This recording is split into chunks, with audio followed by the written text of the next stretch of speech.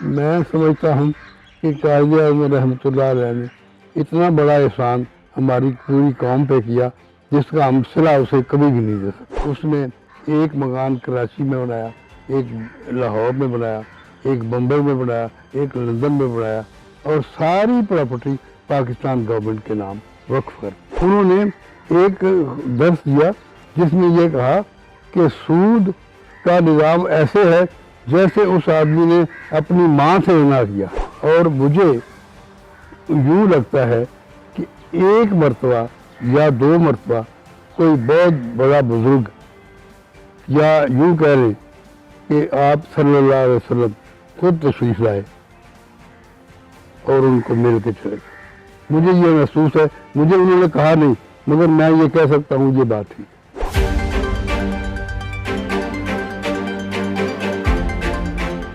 السلام علیکم ناظرین، میں ہوں نظر حسین محبوب اور آپ دیکھ رہے ہیں چیلنج ٹائم ٹی وی۔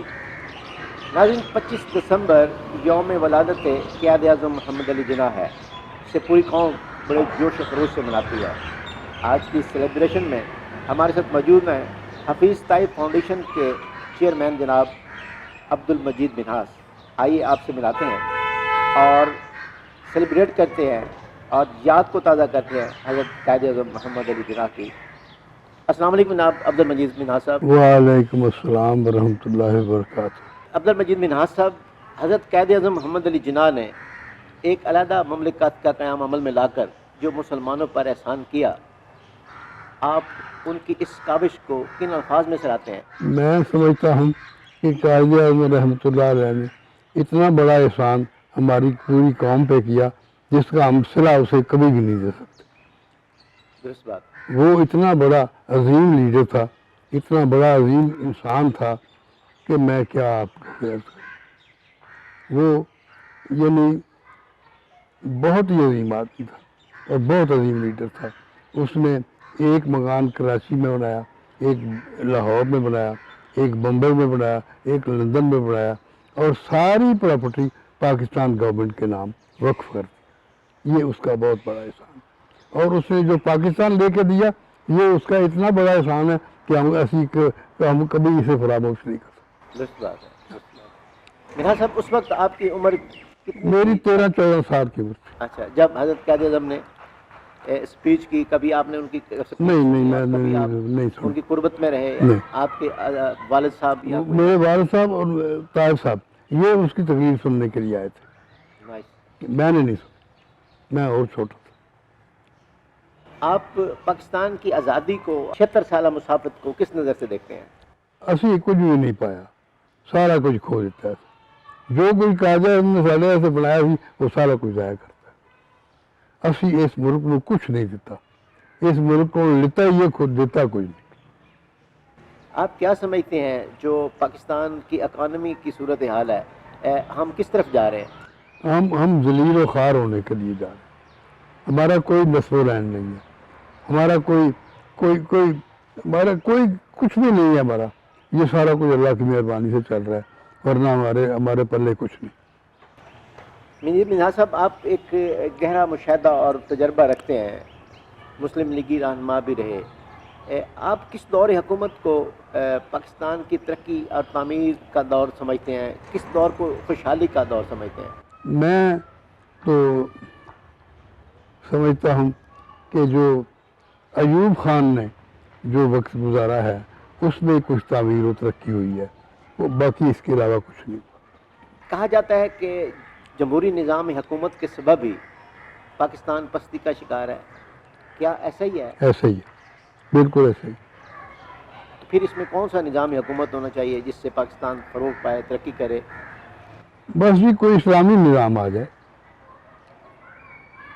تو پھر ہمیں کوئی سانس ملے گا، ورنہ تو کوئی صورتحال نہیں۔ اللہ کا اور اس کے حبیب صلی اللہ علیہ وسلم کا نظام آ جائے تو ہمیں کوئی سانس ملے گی، ورنہ کوئی نہیں۔ تو آپ کیا سمجھتے ہیں کہ اب کون سی، پیپلز پارٹی کو بھی آزما لیا آپ نے، مسلم لیگ کو بھی آزما لیا، پی ٹی آئی بھی آ گئی، لیکن حالات روز بروز مخدوش ہوتے گئے، آپ کیا سمجھتے ہیں کہ اب کون سا لیڈر ہے جو آئے؟ کوئی بھی لیڈر نہیں ہے، کوئی اس ملک میں کوئی لیڈر نہیں ہے۔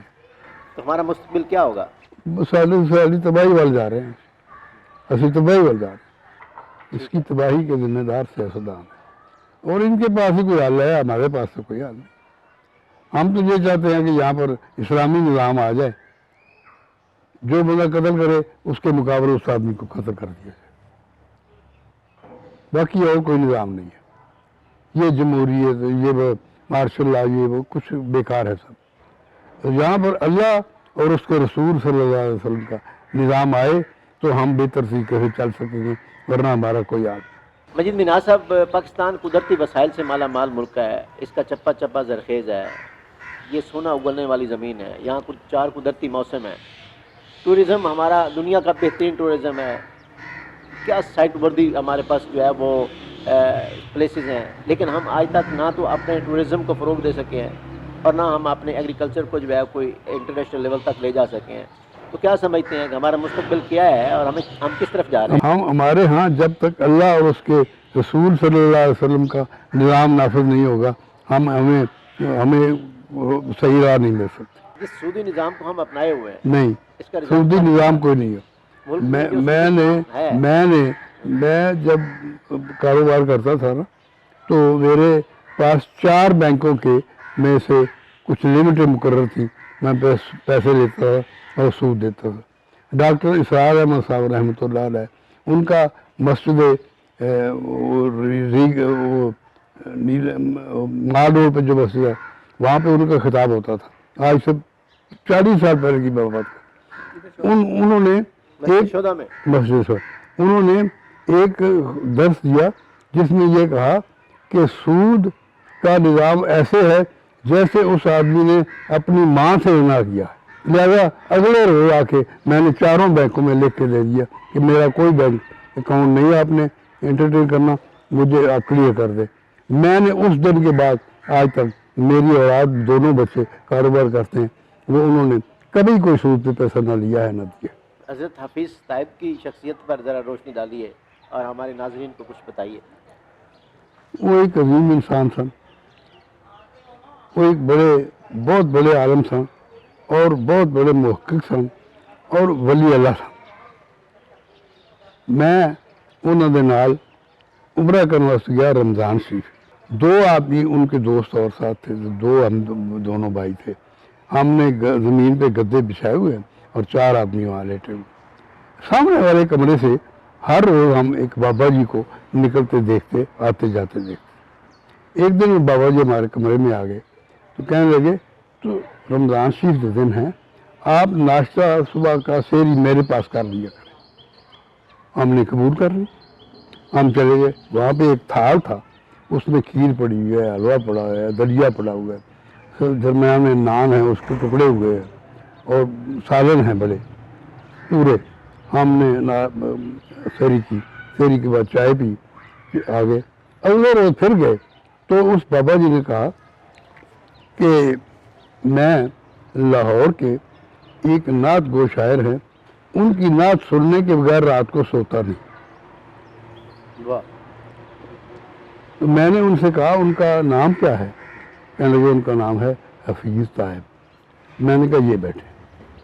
اس نے جو ہاتھ چومنے شروع کیے، جو ہی ہاتھ چومنے شروع کیے، انہیں کہا جناب کوئی نعت سناؤ، تو پھر ہوتے نعتیں شروع ہو گئی۔ واہ!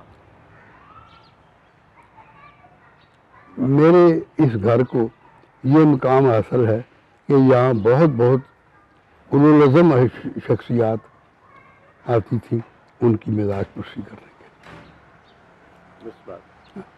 اور مجھے یوں لگتا ہے کہ ایک مرتبہ یا 2 مرتبہ کوئی بہت بڑا بزرگ، یا یوں کہہ لیں کہ آپ صلی اللہ علیہ وسلم خود تشریف لائے اور ان کو مل کے چلے گئے۔ مجھے یہ محسوس ہے، مجھے انہوں نے کہا نہیں مگر میں یہ کہہ سکتا ہوں یہ بات ٹھیک ہے۔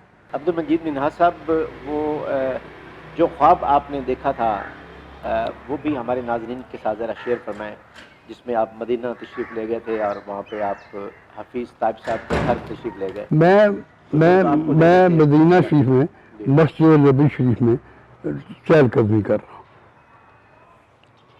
ہوں۔ ایک شخص مجھے میرے کندھے پہ ہاتھ رکھ کے کہا، تم حفیظ طائب صاحب کا بھرا لگنا ہے؟ میں کہا جی ہاں۔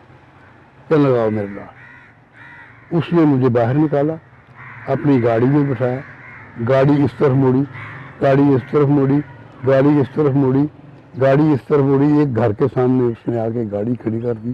اس نے کہا یہ طائب صاحب کا گھر ہے، آپ جان چلے جائیں۔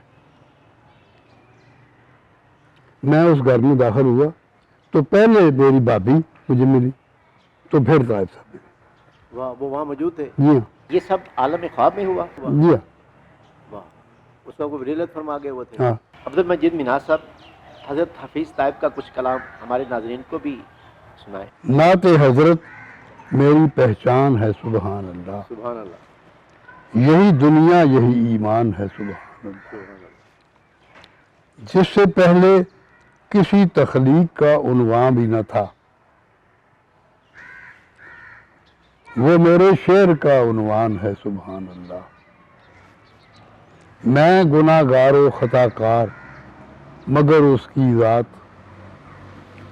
مہرباں مجھ پہ بہر آن ہے سبحان اللہ، سبحان اللہ، جس پہ مرکوز ہیں سب نکتہ وروں کی نظریں، ایک امی کا دبستان ہے سبحان اللہ، واہ واہ، جو بنو سعد کے ریوڑ کا محافظ تھا کبھی، آہا ہا، آہا آہا، وہ دو عالم کا نگہبان ہے سبحان اللہ، واہ واہ واہ واہ واہ، جو چٹائی پہ جھکائے ہوئے سر بیٹھا ہے، ہائے، دین و دنیا کا وہ سلطان ہے سبحان اللہ۔ سبحان اللہ، یاد ہے بات مجھے حضرت صدیقہ کی، آپ کا خلق بھی قرآن ہے سبحان سبحان اللہ، سبحان اللہ، سبحان اللہ، اللہ۔ روح میں کیف ثنا پاتا ہوں، روح میں کیف ثنا پاتا ہوں، لطف شہ دو سرا پاتا ہوں، واہ، حاجی کون و مکان آتے ہیں، وجد میں ارض و سما پاتا ہوں، سبحان اللہ، سبحان اللہ، والی کشور جہاں آتے ہیں، سبحان اللہ، سر تسلیم جھکا پاتا ہوں، واہ واہ واہ واہ، بحر میں لفظ و بیاں آتے ہیں، در اسرار کھلا پاتا ہوں، سبحان اللہ، حمد میں خستہ دلاں آتے ہیں، حمد میں خستہ دلاں آتے ہیں، ہاں خود کو ہر غم سے رہا پاتا ہوں، ان کے اکرام ہیں بے حد و حساب، ان کے اکرام ہیں بے حد و حساب، دہر ممنون عطا پاتا ہوں، واہ، مرض جسم ہو یا روح کا روگ، ذکر سے ان کے شفا پاتا ہوں، سبحان اللہ، سبحان اللہ، خوش عمل گو نہیں خوش بخت ہوں میں، ان کے دامن کی ہوا پاتا ہوں، آہا، واہ واہ واہ واہ، خوش عمل گو نہیں خوش بخت ہوں میں، واہ واہ، ان کے دامن کی ہوا پاتا ہوں، یاد سرکار دو عالم کے طفیل، تلخیوں میں بھی مزہ پاتا ہوں، سبحان اللہ، سبحان اللہ، ساری عمر انہوں نے تلخیاں چ گزری، ہوئے ہوئے تلخیوں میں بھی مزہ مزہ پاتا، وہ تیر و تار گزرگاہوں میں، ان کی ہمت سے ضیاء پاتا، سبحان اللہ، ان کے ہے کام بجا لانے میں، سارے عالم کا بھلا پاتا، سبحان اللہ، ہو کہ گم ان کی ولا میں تائب، چشمہ آب بقا پاتا، واہ واہ واہ واہ، قائد اعظم کی اس ولادت کے حوالے سے آپ قوم کو کیا پیغام دیں گے؟ قوم کو یہ پیغام دوں گا کہ اللہ اور اللہ کے رسول کے راستے پہ چلو، اور کوئی راستہ ہمارے لیے نہیں، درست ہے، پھر ہی کامیابی ہوگی، اللہ اور اس کے رسول کے راستے پہ چلو۔ جی جزاک اللہ، اللہ کریم آپ کو جزائے خیر دے، اللہ کریم آپ کو اپنی امان میں رکھے، اپنی پناہ میں رکھے، اپنے آپ کے بال بچے کو سلامت رکھے، خوش رکھے، آباد رکھے، بہت شکریہ اور پاکستان کا اللہ کریم بڑا کرے، بھلا کرے، بھلا کرے۔ جزاک اللہ جی۔ ناظرین، آپ نے حفیظ طائب فاؤنڈیشن کے چیئرمین جناب عبد المجید منہاس کی گفتگو سنی. انہوں نے کہا کہ قائد اعظم محمد علی جناح ایک محب الوطن پاکستانی تھے جنہوں نے اس ملک کی بنیاد رکھی. ایون کہ انہوں نے اپنے تمام پراپرٹیز بھی جاتے ہوئے پاکستان کے نام کر دی, اور یہ بہت بڑا محبت اور محب الوطنی کا سمبل ہے. اب پروگرام کا وقت ختم ہو جاتا ہے. اپنے میزبان نظر حسین محبوب کو اجازت دیجیے. پاکستان زندہ باد.